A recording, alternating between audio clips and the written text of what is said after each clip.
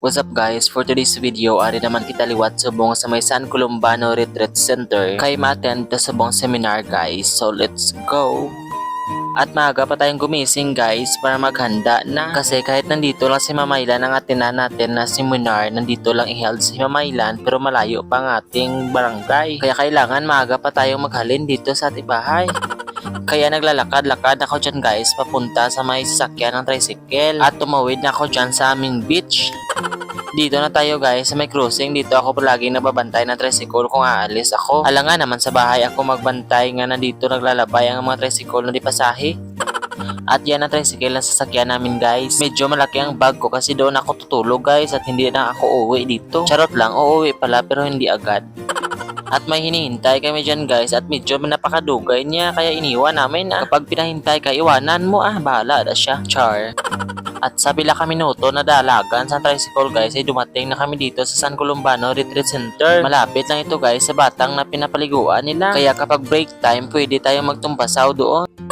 At papasok na tayo guys sa may San Columbano. Marami talaga ako dito guys na mga unforgettable na mga memories lalong-lalo na sa mga aso dito. Napakalaki kasi guys ng mga aso ni Father dito noon. Pero sa ngayon ay namatay na yung iba. And I know na marami talagang mga students na may mga memories din dito. Kasi dito sila nagre-retreat. At ito pala guys ang mga rooms dito. Dito kami natutulog. Pero kagabi hindi kami nakatulog dito guys kasi second day na kami maka-attend ng seminar. Pero okay lang yan, at least may na-learn tayo. Wow, galing gali.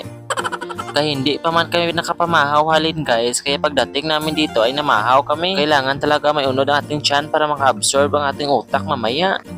At andito na kami guys sa session hall at nagsasayaw-sayaw na dito para mabuhay ng mga dugo nagkaratulog.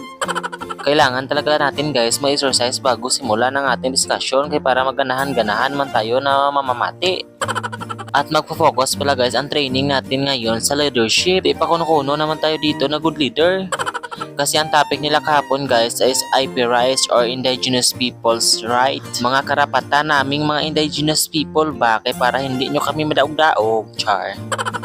At sa part na ito guys ay nagwo-workshop kami. May sinasagutan kami dyan ng mga tanong about leadership and how to be a good leader. Dinivide pala kami dyan guys ng 5 groups at pagkatapos naming nasagutan ay reporting agad kung ano ba talaga ang mga qualities ng isang good leader. At maraming mga answer dyan guys kung ano ang mga qualities ng mga good leader. Just like for example, masipag na leader, marespeto na leader, at mabuti kang leader, hindi yung leader ka na kurakot. Char.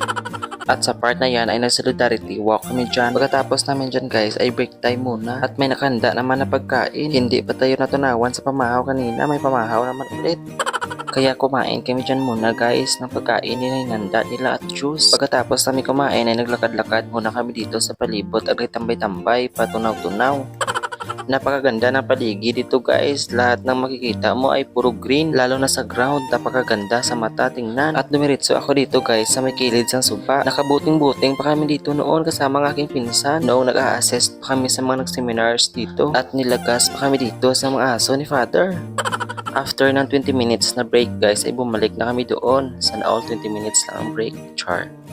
At niliyog na pala ako dyan ni Ma'am Ana na ipapirmahan itong reimbursement paper nila. Namin pala kasi bibigyan kami ng refund ng pamasahe namin. Napaka-advantage talaga guys kapag nasa seminar kami. Kasi guys, libre lahat, as in libre lahat. Just like for example, pamasahe, pagkain, at kapag dito lang kayo matutulog ay libre lang din. Tapos libre din yung seminar or training na i-conduct sa inyo. At kahit saan sa Pilipinas guys, i-conduct yung training at mga seminars. Sana all na lang talaga guys kasi makapunta ka sa Luzon, Visayas, Mindanao na free lang. Tapos airplane pa yung sasakyan nyo. Sana all. At sa part na ito guys ay nagbalik naman pala dito sa training. At always talaga guys may workshop at reporting. Pagkatapos yan guys ay pupunta na kami dito sa may kainan. Hindi ka talaga magugutom dito guys kasi dukay-dukay lang ang kainay dito. Dahil kapag mag-ring na ang bell dito guys, for sure kain na yan. At kailangan mo nang lumabas sa kwarto mo at kumain doon. At naglalakad na kami dyan guys papunta sa may dining area. Pagdating namin dito ay nakaready na talaga yung mga pagkain, mga ulam at mga kanin. Di pa akala tayo ay nakaready na mong. Char.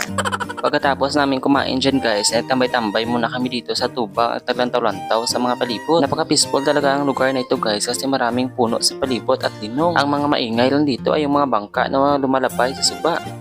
Pagkatapos namin nagpatunaw-tunaw guys ay bumalik na kami dito kasi mag-start na ulit ang aming training. Bago kami nagsimula sa next namin na gagawin guys ay nag-warm up muna kami. At ang nilalaro namin dyan guys is message relay but in action. Napakasaya guys kasi connected din naman ito sa aming training. Dahil as a leader, kailangan natin ang good communication sa ating mga members, ganun.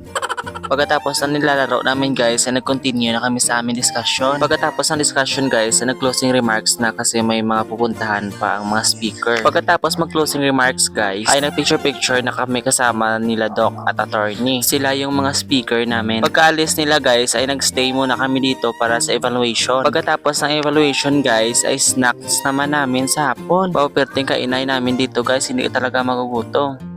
Baka nga siguro yung iba dito kain na lang yung binabantayan. Char. Dito pala natutulog guys lahat ng mga girls. At yung iba pagkatapos sa seminar ay umuwi na guys. Pero kami dito lang kami matutulog. At sa part na yan ay kumain na kami ng hapunan. Dito lang kami matutulog guys kasi yung iba malayo pa yung uuwian. Bukas pas aga ang kanilang mga service. Kaya ito pagkatapos namin kumain ay tambay-tambay muna kami dito sa labas ng kwarto namin. Kasi mahina ang signal doon sa labas. Dito ang malakas sa signal kaso maraming lamok.